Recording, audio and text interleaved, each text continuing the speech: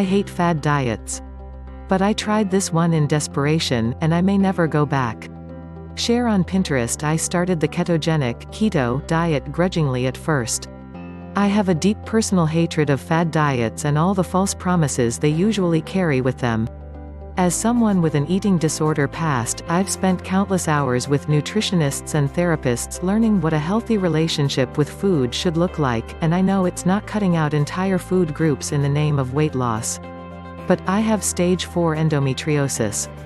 That basically means I'm completely infertile, and my periods can be excruciating.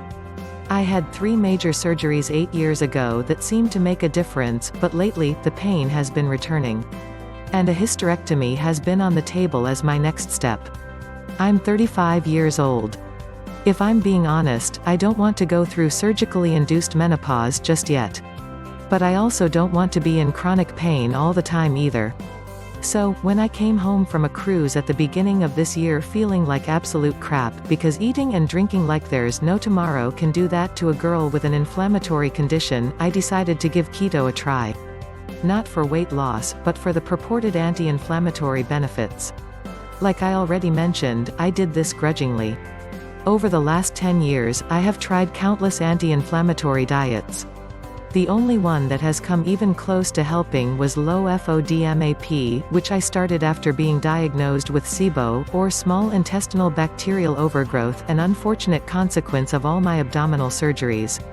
Some of those diets actually made me feel worse, which I later found out may have been because I was adding more of the foods I'm personally sensitive to, like garlic, to the anti-dairy, anti-gluten, anti-caffeine, anti-alcohol, anti-fun diets I was taking on. Either way, I'm not going to lie, I started keto mostly so that I could prove all the proponents of its magical healing properties wrong.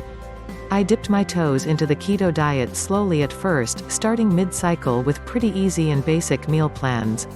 Cheesy scrambled eggs and bacon for breakfast, goat cheese and bacon salads for lunch, Costco rotisserie chicken with cream cheese and asparagus on the side for dinner, plus as many spoonfuls of peanut butter as I wanted. It should probably be noted that I eat a lot of peanut butter. The first week was awful. That keto flu people talk about? It's no joke. I had a hard time walking to the car to drive my kid to school most mornings. I felt absolutely horrendous.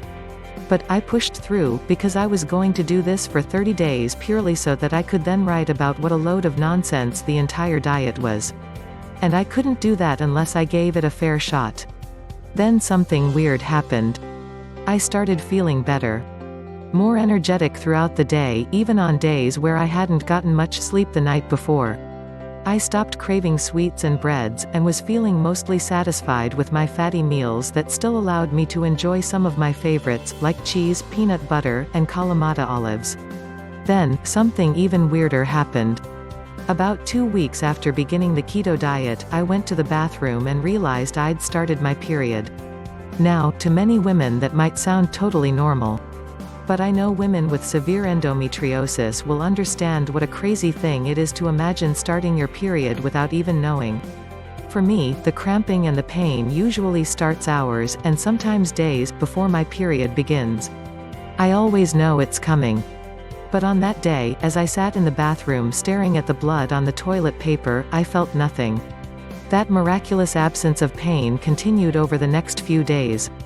While my period usually requires a careful calibration of pain management tools, I typically opt for microdosing marijuana rather than taking the pain meds I'm prescribed, mostly because I'm a single mom who needs to take the edge off the pain but also still needs to be functional. I took a total of 3 Tylenols this period, and spent no more than 15 minutes on a heating pad, something I pulled out mostly out of habit rather than actual need. It was the easiest period I think I've ever had in my entire life. And now, I hate myself for saying this, but I don't think I'm ever going to be able to go back. If keto did this, if keto gave me a pain-free period, count me in. I never have to have another piece of bread again. I still worry about how people start on the keto diet for weight loss, without necessarily doing the research or taking the steps to ensure they're still getting a full spectrum of necessary nutrition. But for therapeutic purposes, I've got to say I'm blown away by the results I've experienced. And I may have just become one of those people who enthusiastically touts the medical benefits of a fad diet.